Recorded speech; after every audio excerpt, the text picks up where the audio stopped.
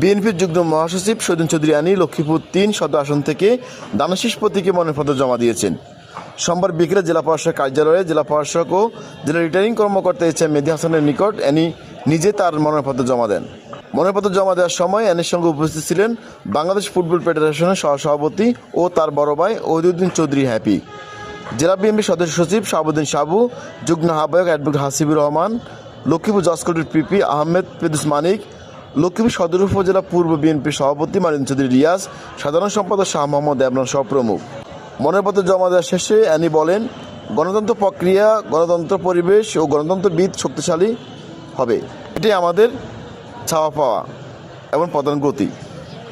জাতীয় সংসদ নির্বাচন আমাদের প্রত্যাশা অনুযায়ী নিরপেক্ষ এবং শান্তিপূর্ণভাবে অনুষ্ঠিত হবে, এটা আমাদের বিশ্বাস। আমাদের আন্তরিকতা এবং সহযোগিতার কোনো ঘাটতি নেই। ইতিপূর্বে আপনারা লক্ষ্য করেছেন আমরা সর্বাত্মক সহযোগিতা করে যাচ্ছি অন্তর্বর্তীকালীন সরকারকে, সকল রাজনৈতিক দল। এখানে একটা গণতান্ত্রিক প্রক্রিয়া, গণতান্ত্রিক পরিবেশ, গণতন্ত্রের বীজ শক্তিশালী হবে, এটাই তো আমাদের চাওয়া পাওয়া, এটাই তো আমাদের আন্দোলনের মেইন স্পিরিট। আমি আমার প্রিয় লক্ষ্মীপুরবাসীর কাছে কৃতজ্ঞতা প্রকাশ করছি, ধন্যবাদ জানাচ্ছি। আমাদের ভারপ্রাপ্ত চেয়ারম্যান জনাব তারেক রহমান, দেশনেত্রী বেগম খালেদা জিয়া খুব বেশি অসুস্থ, ওনার জন্য দোয়া প্রার্থনা করছি।